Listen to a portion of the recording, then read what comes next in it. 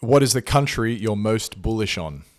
Bullish in the sense of it's going to, become more. You think it's got a great future ahead of it?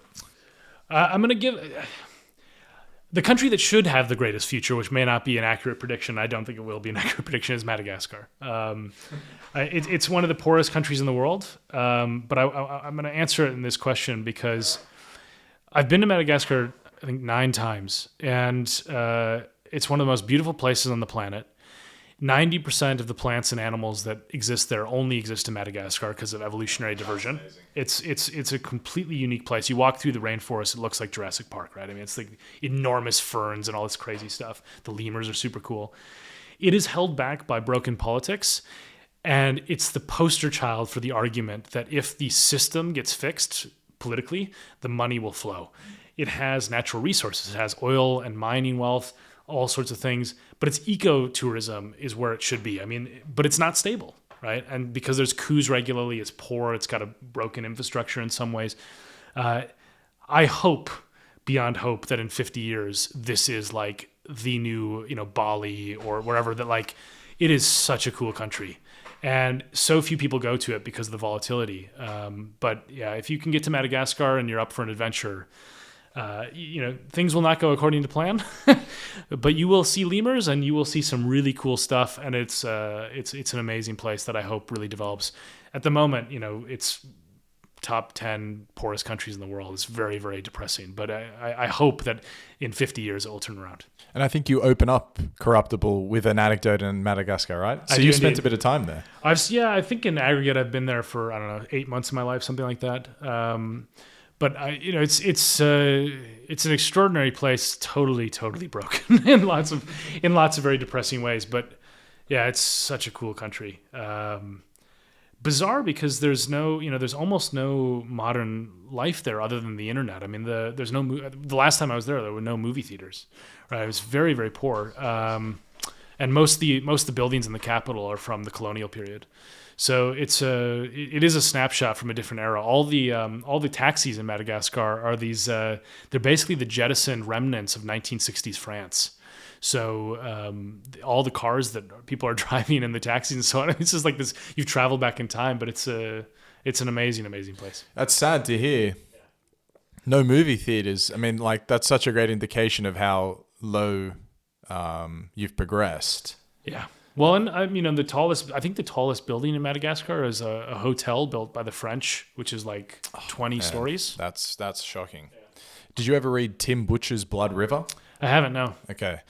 Highly recommend it because this is set in the Congo, right? So it's a different country, but I imagine very similar lessons. But he tells this incredible journey as he walks across the country of a of a country undeveloping. It's not even staying where it is. It's literally going backwards. Well, Madagascar is the only country in the world that has gotten poorer since 1960 without being in conflict. Wow. So it's the pinnacle of depressing, right? It's like literally had no wars, and it's significantly poorer than it was, in 1960. And do you subscribe to the why nations fail argument that it's all systems? Yeah, institutions. There's a huge array of factors. I mean, the nature of Fluke suggests that there are places where the system can be broken and you can still get a lucky outcome. I mean, one of the classic examples of this that I think about is like Singapore, where Singapore is a place where if you were to travel back to 1950s Singapore, you got like lots of opium dens, massive corruption. It's sort of this backwater of the world economy.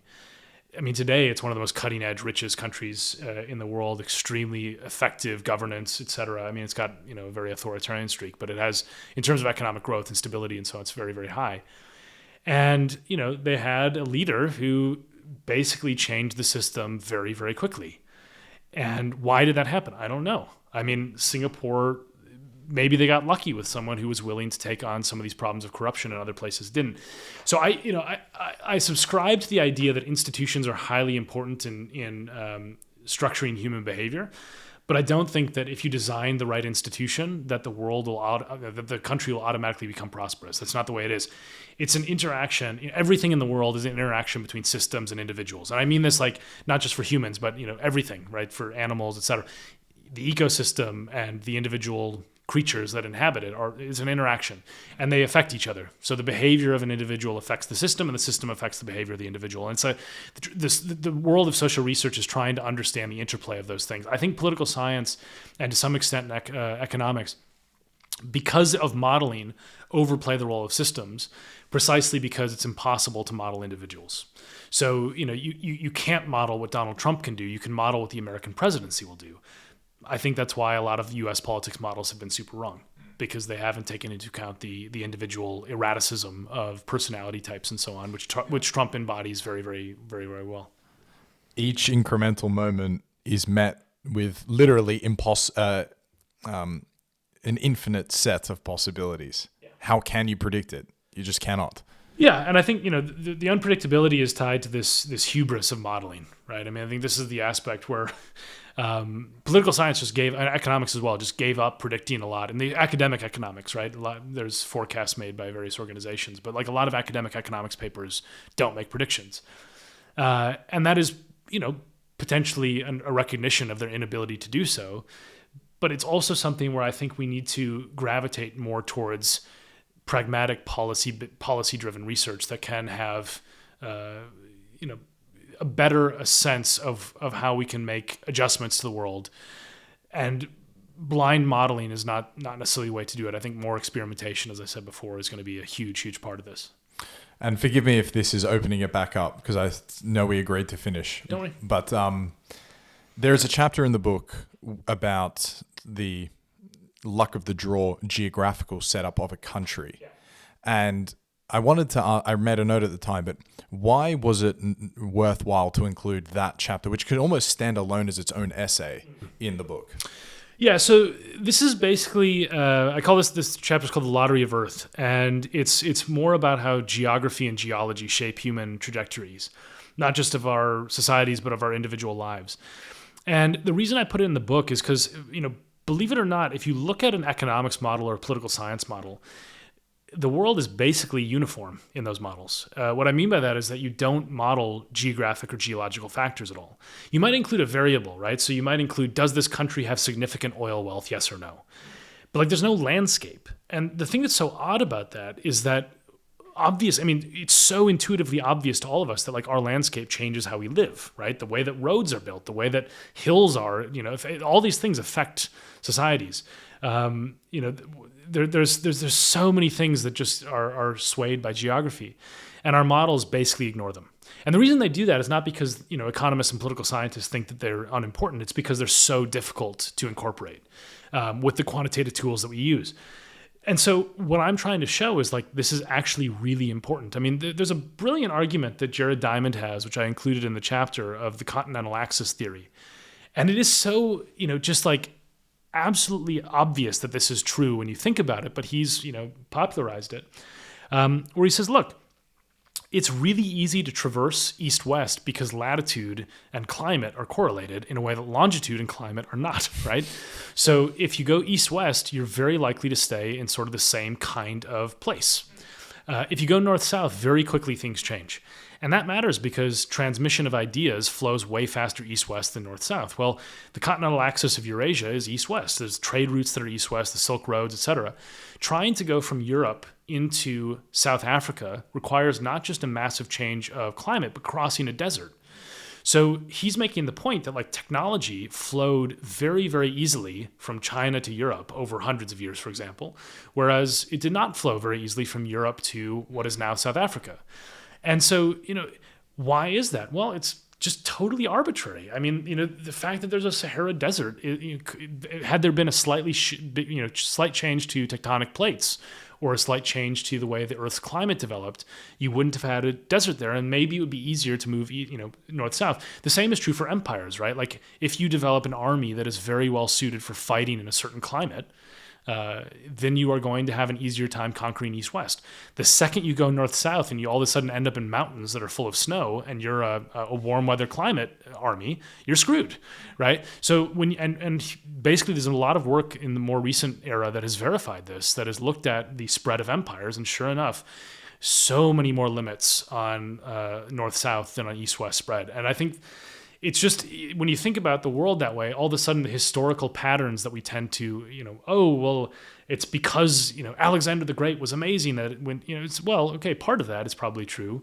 Some of it is geography, and some of it is, battles get to, we know this with like Napoleon going to Russia in winter or whatever.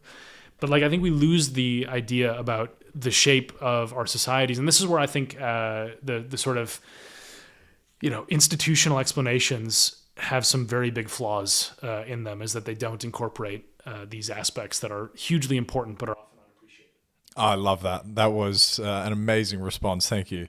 And I suppose Peter Zeihan and Tim Marshall, people you've consumed as well. Yeah, like the argument of the internal river system in the United States, not having threats on either side of you, two massive oceans. In the United Kingdom, you had this special tree which enabled the entire naval fleet, essentially.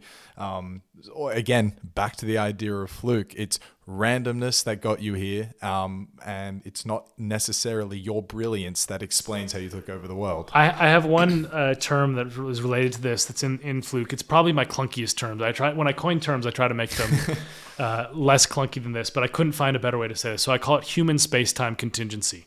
And it's basically the idea that the interaction of human society with contingent changes in technology, geography, all these other things create contingency in interesting ways. So like Saudi Arabia's oil did not matter for those societies until the invention of the internal combustion engine at a specific moment and the ability to harness it and the discovery of it through geology, right?